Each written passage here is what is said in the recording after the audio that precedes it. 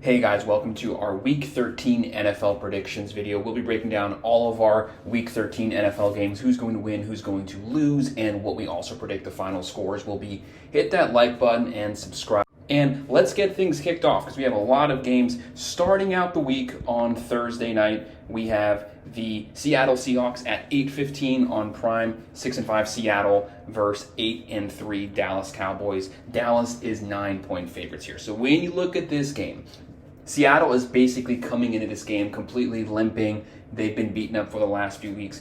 Geno Smith has completely laid an egg this year, so he was one of the comeback players last year. He's having a horrible season so far this year, so it looks like Seattle could be on the quarterback market once this year ends.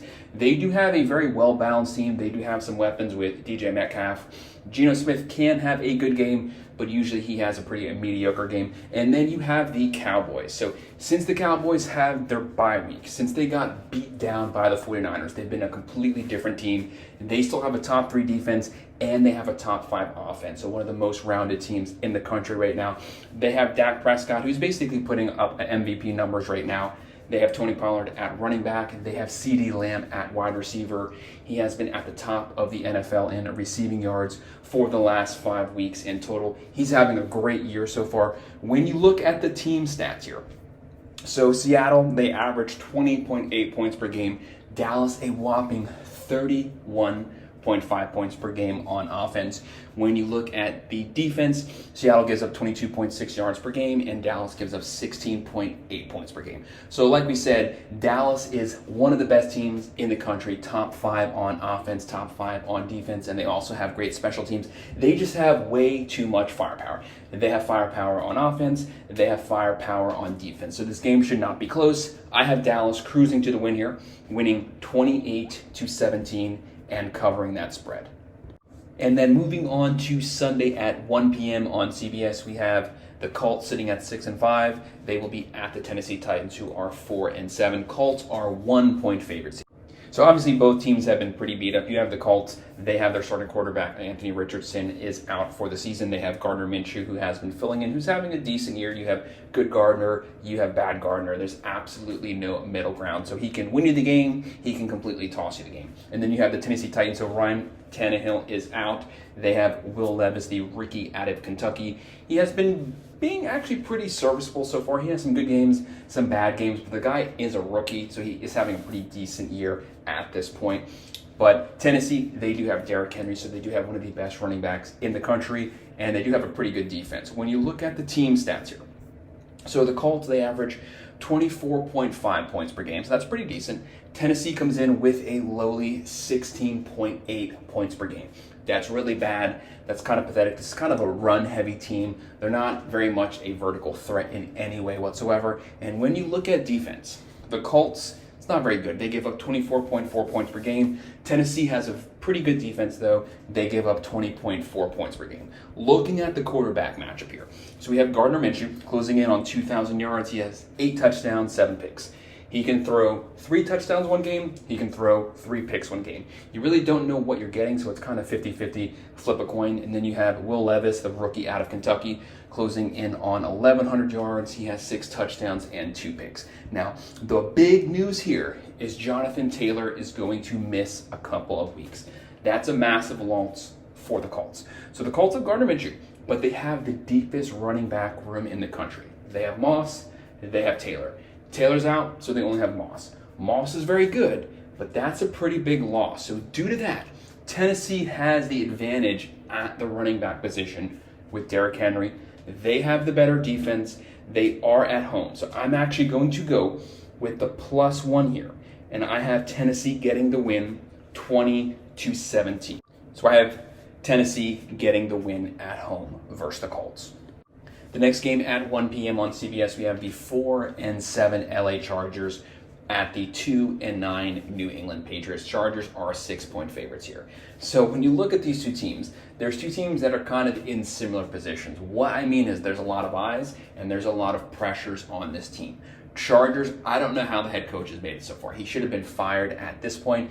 If they lose this game, if they lose to a horrible Patriots offense, he should be fired the moment the game ends. But no matter what, he's getting fired once this season is over anyways. When you look at the quarterback matchup here, it's not even fair. So you have Justin Herbert. Do not hold that 4-7 record on Justin Herbert.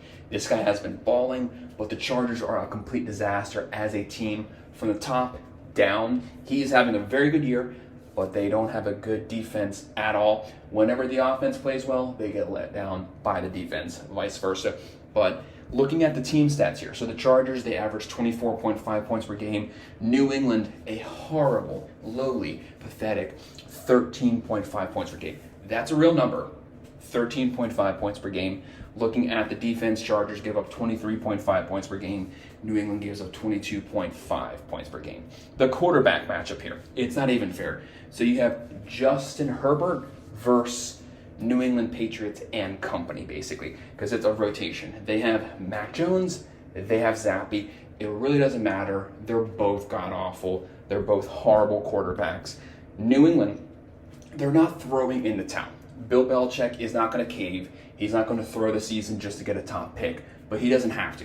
They can try to win every single game, and they're still going to lose, and they're going to stink, and they're going to end up with a top pick. If you are a Patriots fan, you don't want them to be competitive. What's the point of winning four or five games and getting the number 8 to 9 pick? You don't want that. Since your season's over, bomb, get a 1 to 2 pick, draft either Caleb Williams, Drake May, have a complete reset at the quarterback position. That's the main thing. That can set you up for a bright future. So sacrifice this year for the better future.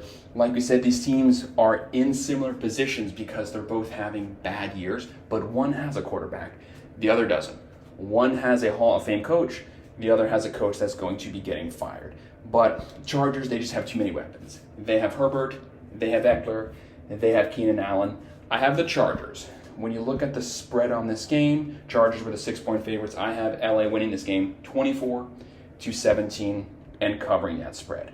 Like I said, if the Patriots somehow with their horrible offense wins this game, coach should be fired immediately.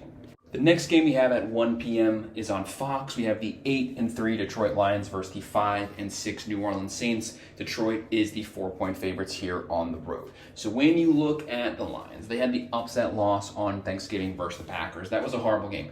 Lions have actually looked pretty mortal the last 2 to 3 weeks. Their offense has not been playing well, and their defense has not been playing well. Thursday night was a complete disaster. They had way too many fumbles, way too many turnovers. Now, that wasn't on Goff. It's just they had a lot of sloppy play, but the Lions are technically better than that. So at some point, they are due to get things back on track. What better team than the Saints? Because the Saints, on paper, roster-wise, are one of the better teams, but they just can't seem to get it going on the field. Derek Carr, I don't know what's going on with that guy. He can't throw past 5 yards for some reason. This is not a vertical team at all. They had weapons there. They don't use them. They do too many dump offs to Alvin Kamara. So they are easy to contain with good linebacker play because they can't push the ball down the field. Lions have the better weapons. They have Goff, who's having a pretty good year. They have Montgomery, and they have Brown at wide receiver. When you look at the team stats here, so Detroit, they average 26.7 points per game. New Orleans, 20.8 points per game. And on defense, Detroit, they give up 23.5 points per game. And the Saints, who have a very good defense, they give up 20.2 points per game. Even though the Lions are on the road, like I said, at some point they're bound to get things back on track. I think they do it in New Orleans versus the Saints. I'm going to go with the Lions winning 24-17, and I have them covering that 4-point spread. The next game is at 1 p.m. on Fox.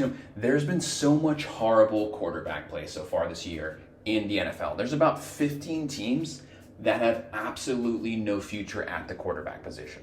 That's a lot more than your normal year. Either the quarterback's hurt or they have no quarterback. So there's going to be a lot of quarterbacks drafted first round because there's a lot of teams looking for quarterback, mainly these next two teams. So at 1 p.m. on Fox, we have the Atlanta Falcons sitting at 5-6 versus the New York Jets sitting at 4-7. Falcons on the road are 3-point favorites here. So with the Falcons, when you look at the team stats here, Both of these teams do not have good quarterbacks. They do not have good offenses. Falcons, they average 19.4 points per game.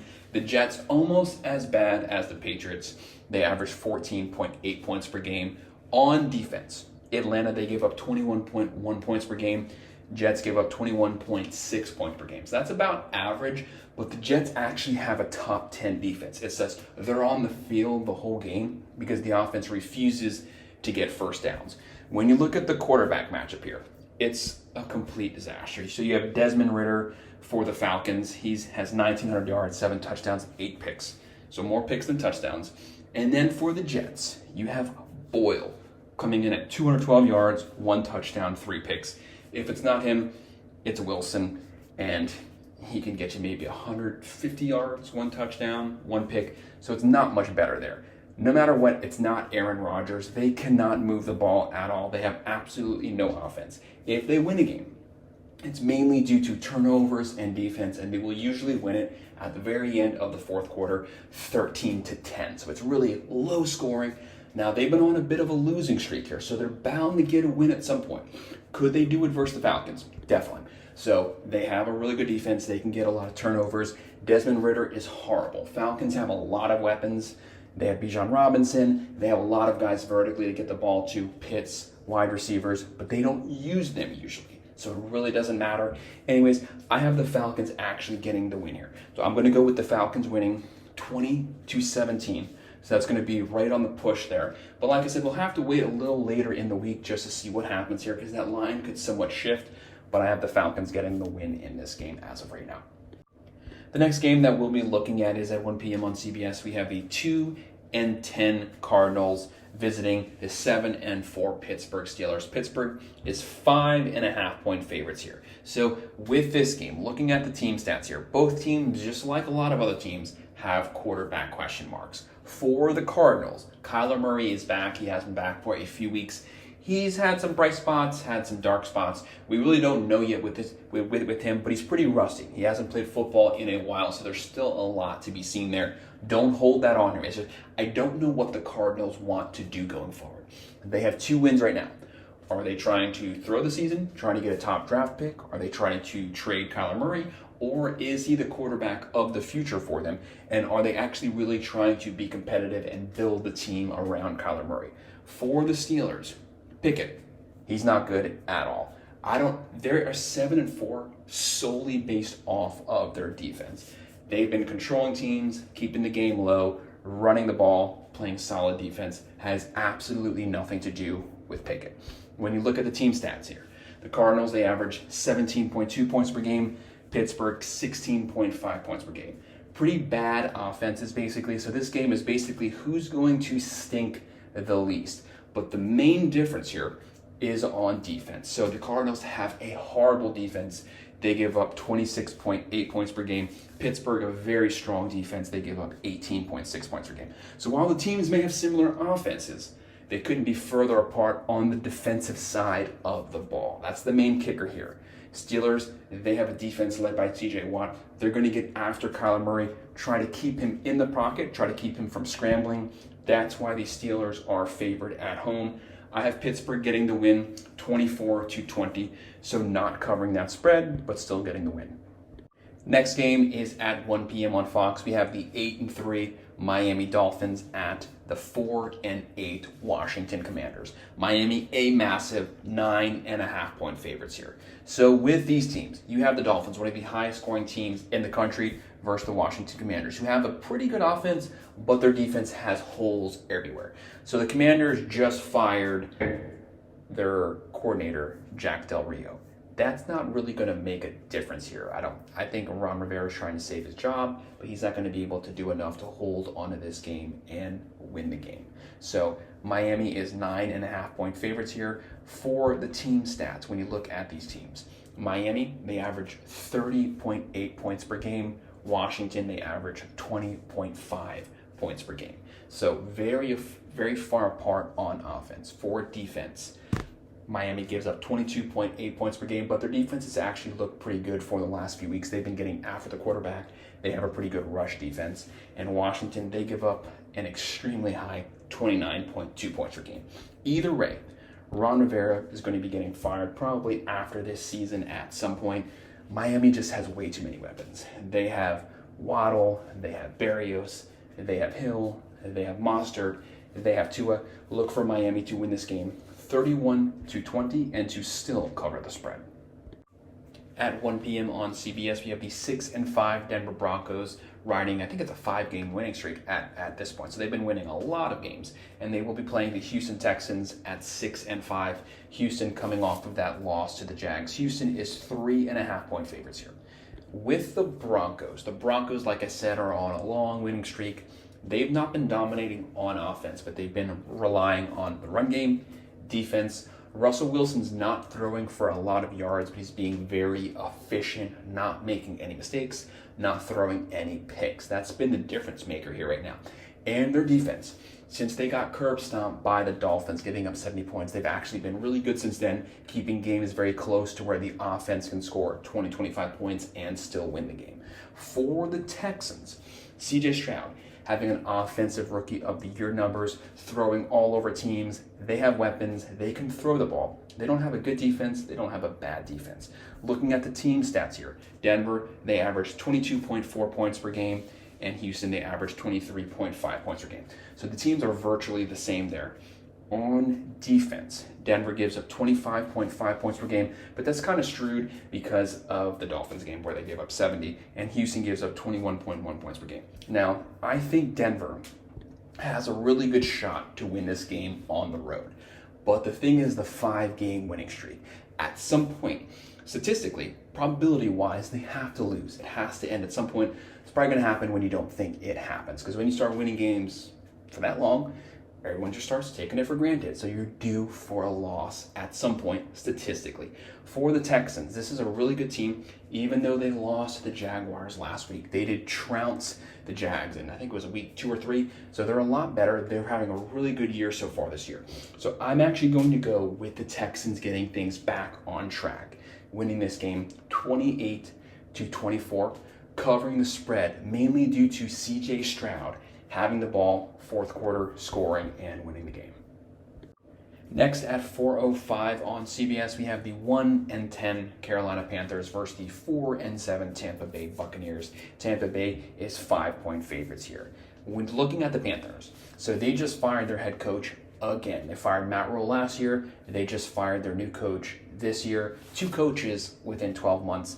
Whatever's going on with the Panthers, that's basically hitting train wreck scenario right now. How do you fire a coach within a year of hiring him after you just fired your other coach? Obviously, there's a lot of issues here from the coaching level to the GM to the ownership level. If you fired the guy that quickly, why did you hire him in the first place? Because he would have given you a plan for the future, and you would have had to buy in drafting a quarterback at the top of the draft. That's going to take a couple years to rebuild the roster. You just completely gave in, throw the towel, fired him, and now you have to completely restart over with a whole new coach with a new vision. But anyways, then you also have the Buccaneers. They have Baker Mayfield, who's having actually a pretty good year for Baker Mayfield standards. When you look at the team stats, Panthers, they average 15.7 points per game. The Buccaneers, they average 19.3 points per game. So neither of these teams have very good offenses, but the Buccaneers kind of have an average to serviceable offense. Looking at defense, that's where you see the difference between the two rosters. So the Panthers, they give up 26.5 points per game. That's pretty bad.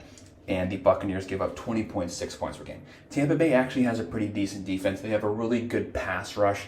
They can get after the quarterback. So they are going to be looking to get the Bryce Young to hit him often and hit him hard. Looking at this game, Tampa Bay, like we said, they are 5-point favorites here. They have Baker Mayfield. They have White at quarterback. They have Evans. They have Godwin. Panthers, they don't know where they're going. They have no coach. That's why the Bucs are the favorites here. I have Tampa Bay taking advantage of a leaderless Panthers, winning 27-17 and covering the spread. At 4:25 p.m. on Fox, we have the 7-4 Cleveland Browns versus the 5-6 LA Rams. The Rams are 3.5-point favorites here. Looking at the team stats, you have Cleveland coming in here. They average 21.7 points per game, but that doesn't really matter because most of that was with Deshaun Watson, who is now out for the year, and they will be rolling out Thompson Robinson as the quarterback, and he's not doing very well. And then the Rams on offense, they average 21.1 points per game. On defense, that's where the Browns' strength is. They have one of the best defenses in the country, a top 5 defense led by Myles Garrett. They do average 19.0 points per game. The Rams, 21.3 points per game. Now, the Browns probably have the worst luck in all of football. So they're out their running back, they're out their quarterback, which they should have never signed him anyways, but that doesn't matter. They're out their running back, quarterback, and Myles Garrett is also probably not going to play this game. He is currently out as of right now. So that puts a lot more pressure on the Browns defense. So the offense has a lot of holes due to injuries. Defense just lost their leader. And then you have the Rams coming in here. They have a lot of weapons on the offensive side. They have Stafford. They have Kupp should be back this game as of right now. He is coming back to play. And they also have Nakua. So they have wide receiver threats. And they have Darno on defense. He's going to be getting after Robinson at quarterback, who's not having a very good year, but he is a rookie, so that really doesn't matter. Browns are actually in the run for the playoffs, even with all of the injuries. So they just need to get through these games, win them. The Rams are definitely beatable. Browns will win this game if it's a low-scoring, close game. But I have the Rams winning the game 20-17. So I'm going to go with them not covering the spread, but they're getting a win and getting back to 500. The game at 4:25 on Fox has all of the makings to be one of the best games of the year so far. We have the 8-3 San Francisco 49ers visiting the 10-1 Philadelphia Eagles. San Francisco is 3-point favorites here. This is one of those games that's 50-50. It could go either way. Both of these teams are stacked. Both of these teams are really good. For the Eagles, they are coming off of that really close win, that shootout versus the Bills, but they've beaten some really good teams and they've definitely been padding their record so far, getting some really strong wins. When you look at the team stats, San Francisco, so both of these teams are really well-rounded. San Francisco, they average 28.2 points per game. That's a top 10 offense, but the Philadelphia Eagles, they average the same, 28.2 points per game, so also a top 10 offense. On defense, San Francisco has a top 3 defense. They average giving up 15.5 points per game. They get after the quarterback. They have great linebacker play, they have good line play, and they have good secondary. Philadelphia, they give up 22.4 points per game. So their defense is not as strong as it was last year, but they always seem to win close games. Whenever the game is close, this team is built to win the close games. They have one of the best wide receiver cores, and they have a really strong running game, and also Hurts can run. Looking at the quarterback play, we have Brock Purdy closing in on 2,900 yards, 19 touchdowns, 6 picks. They can get the win. Brock Purdy, don't do anything to win the game. Just don't do anything to lose the game and rely on your playmakers. San Francisco probably has the best roster in all of football as a complete team roster. Looking at their defense, they just added Chase Young, so their defense got even better. Looking at their offense, they have Ayuk, Debo, Kittle, McCaffrey, Purdy. This team is loaded. They can run it. They can throw it. But Philadelphia, they're not any slouches. They have Hurts, Swift, Smith, Brown. They can also score whenever they need to. So, like I said, this game is 50-50. It can go either way. Eagles, as of right now, they are the favorites. The 49ers are the favorites by 3 points. I have San Francisco getting the win here. I'm going to go with the push. I have San Francisco winning 24-21, but this game could also end up being a shootout, being a 31-28 win. Either way, I have San Francisco getting the W here. The next game, we have the final game for Sunday night at 8:20 p.m. on NBC. We have the 8-3 Kansas City Chiefs versus the 5-6 Green Bay Packers. Kansas City comes into this game as 6.5-point favorites here. When you're looking at the team stats here, Kansas City, they average 23.3 points per game. So not a bad offense, but definitely not the offense of years past for the Chiefs. And then Green Bay, they come in, they average 21.0 points per game. On defense, that's basically where both of these teams shine as of right now. For the Kansas City Chiefs defense, they have a top 5 defense. They give up 16.5 points per game.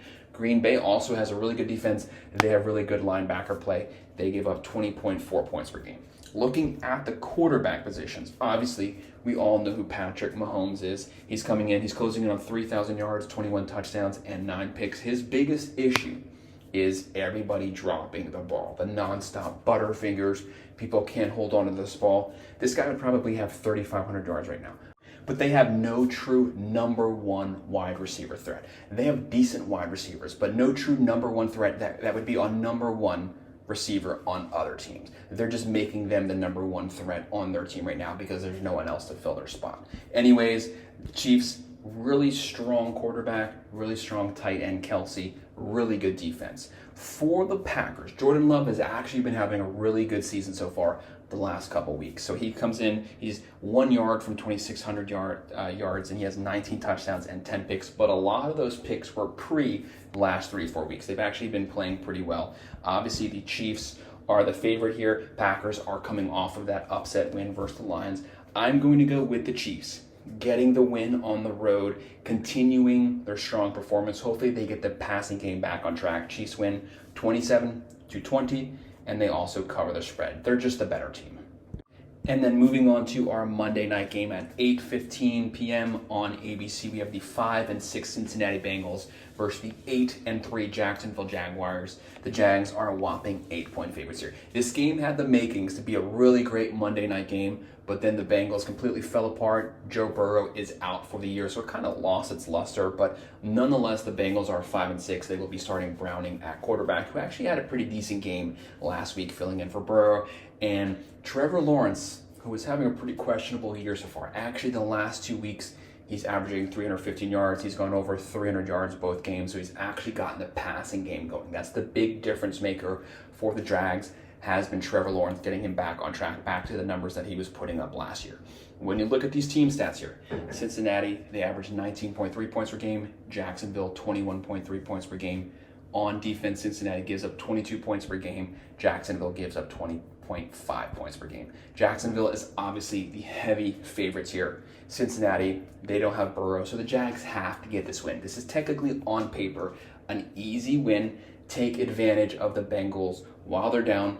Move to 9-3. You have the better playmakers. You have Lawrence, you have Etienne, you have Ridley. Throw it, run it, play good defense. I have the Jags winning this game 27-17, covering the spread, moving to 9-3. So that's my breakdown and my predictions of the NFL Week 13 games. Hit that like button and subscribe. Thanks.